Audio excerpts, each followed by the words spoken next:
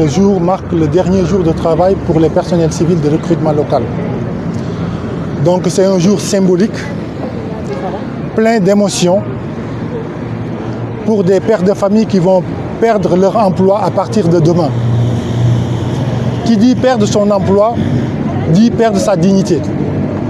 Parce qu'il y a beaucoup de travailleurs au nombre de 162 en emploi direct et plus de 200 et quelques en emploi indirect. Donc c'est toujours en fait malheureux, regrettable d'être dans cette situation. Donc le sentiment qu'on a, qui est un sentiment normal, c'est un sentiment d'anxiété. Parce qu'en fait, depuis janvier, nous avons alerté quand on a fait notre rassemblement à la CNTS pour alerter. Entre-temps, nous avons eu la réponse de l'État du Sénégal par le biais de son chef de cabinet, du président de la République, qui a répondu à notre appel. Mais depuis, on a eu à travailler avec le ministère des Forces armées et le ministère du Travail. Ensemble, nous avons étudié, nous avons fait des travaux et nous avons conçu un document qui devrait être et qui a été remis à la présidence depuis le 1er avril 2025. On est le 30 avril, le dernier jour, le 30 juin 2025, et à ce jour, nous n'avons encore pas eu de retour de cela. Parce que ce qu'on voulait éviter, c'est en fait de finir le 30 juin sans avoir de réponse.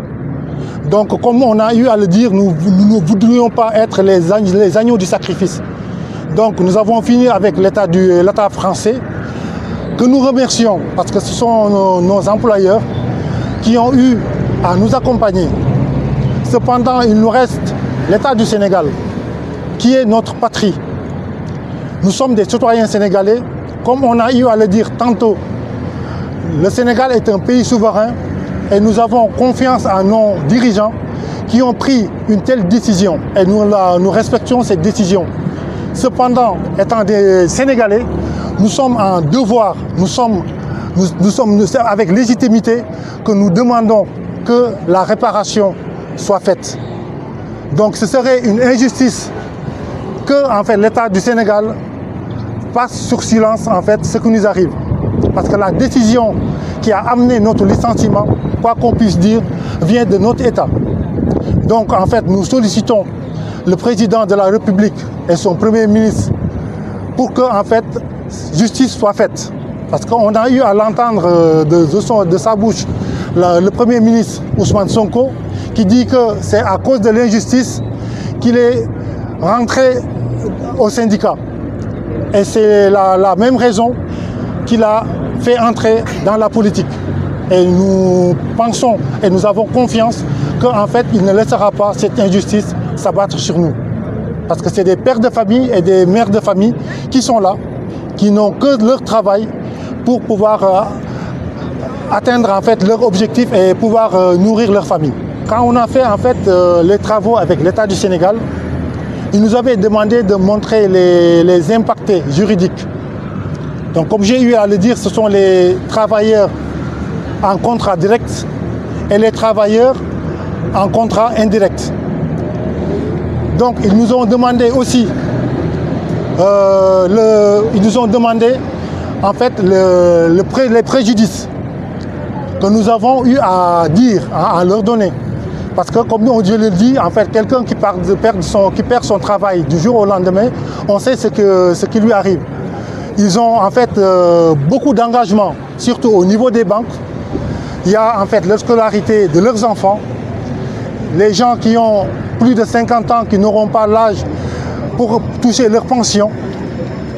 Et il y a tout ce cas de figure comme préjudice. Et nous avons eu aussi, ils nous ont demandé nos attentes.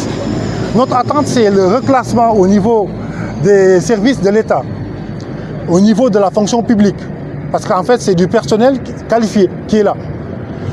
Il y a d'autres préjudices, comme je l'ai eu à le dire tantôt, et nous attendons par rapport à la couverture sanitaire, à nos retraites.